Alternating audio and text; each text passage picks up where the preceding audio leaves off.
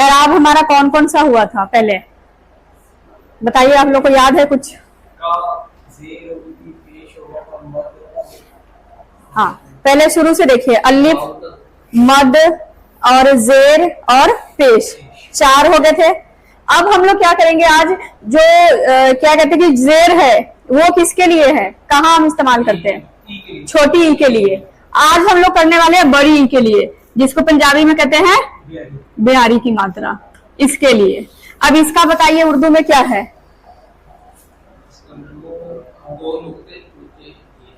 पहला क्या है? एक पहली वाली शक्ल होगी, नहीं, बड़ी ये नहीं है, छोटी ये है। अगर लास्ट, उर्दू का क्या रूल है कि छोटे वाले हर्फ से शुरू करना है और बड़े वाले हर्फ पे खत्म करना है। तो अगर लास्ट आ गया बड़ी की मात्रा, तो हम क्या करेंगे, उसकी छोटी ये की बड़ी वाली शक्ल लगाएंगे। ये देखिए, अगर लास्ट है तो ये वाली है, बीच में कहीं भी है तो ये वाली शक्ल है, ठीक है। अब लिखिए कुछ, तो पहले बताइए कि दादी कैसे लिखा जाएगा? दाल के साथ आ गया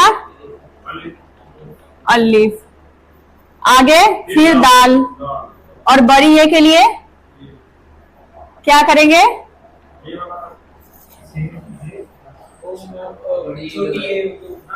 ये पूरी वाली शक्ल लगा देंगे, क्योंकि ये जो मात्रा है क्या कहाँ आ रहा है?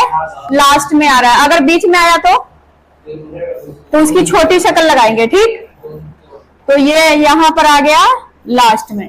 रूल वही रहेगा, दाल अपने साथ नहीं जोड़ रहा है तो इसको भी नहीं जोड़ेगा, मात्रा को भी नहीं जोड़ेगा, ठीक।